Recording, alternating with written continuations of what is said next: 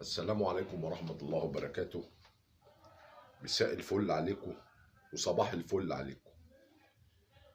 مساء الفل وصباح الفل عشان لما تصحى من النوم او هتنام يبقى انت ايه ما بين البنين. نخش في الموضوع.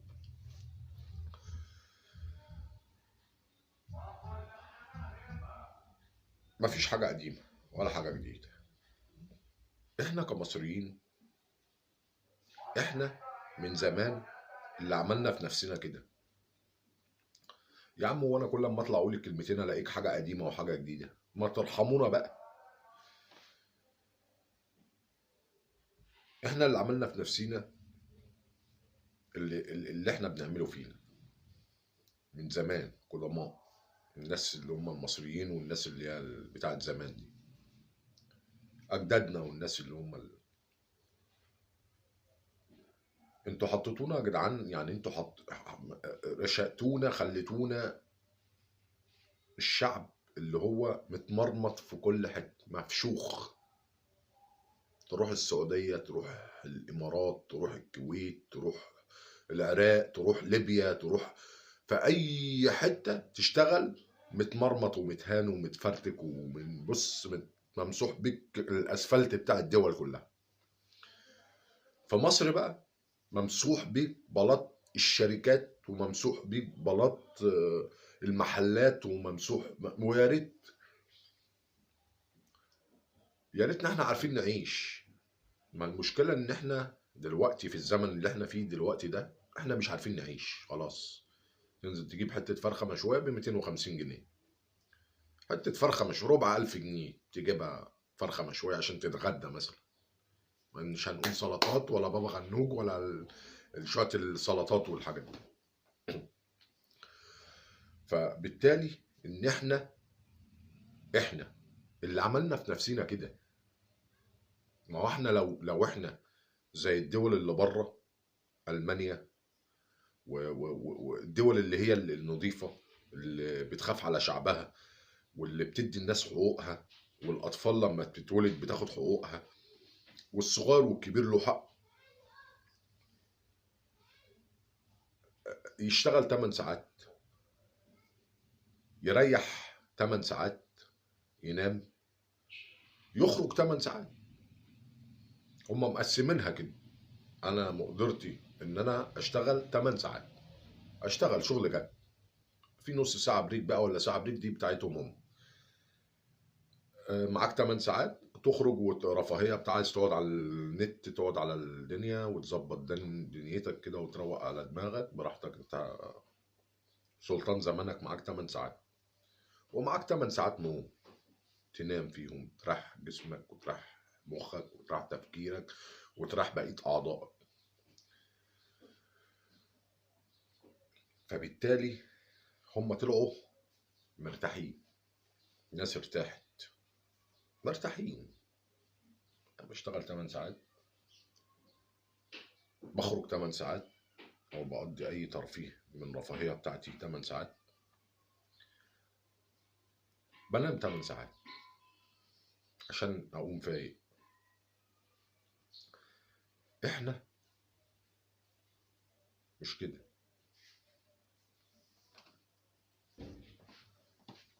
فبالتالي احنا مش كده. احنا عندك شوية صحة او يا عم الحاج، شمر يا شمر يا عم الحاج، شمر وانزل واغطس اوعى يا عم الحاج امشي، وتفحت نفسك. ما انت عندك قوة بقى. انت ربنا بيديك قوة بتخلصها في البدري. 30 40 سنه 50 سنه شكرا سلام عليكم، وهوبا جالك الكبد وجالك الصداع وجالك الضغط وجالك السكر وجالك الملح وجالك. غلط.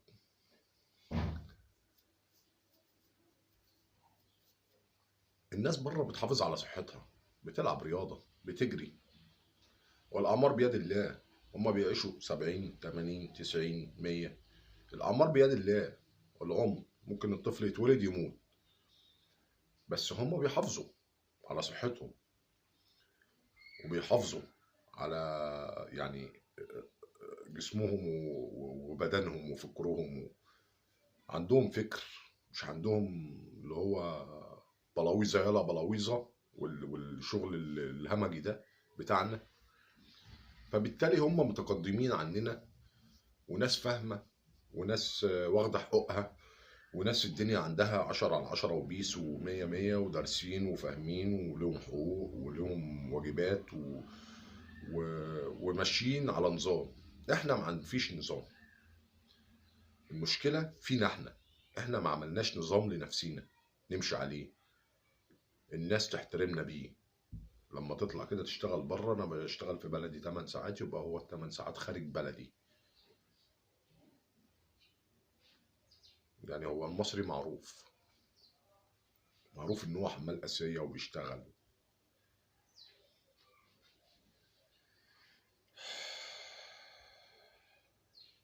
طبعا في مصر يمضوك من هنا، طب تمضي، مش عارف انت بتمضي على ايه، بتمضي وخلاص، امضي اشول. الاشول بيمضي ولا هو عارف حاجة ولا محتاج، عمال يمضي وخلاص، اوراق عشان تشتغل. مضيت واشتغلت عشان ما فيش شغل، استحمل بقى اللي يجرالك بقى. هو ده الشغل اللي عندي، ده الشغل اللي عندنا يا عم الحاج. عاجبك عاجبك، مش عاجبك اتكل على الله صفي، هيجي مليون واحد غيرك.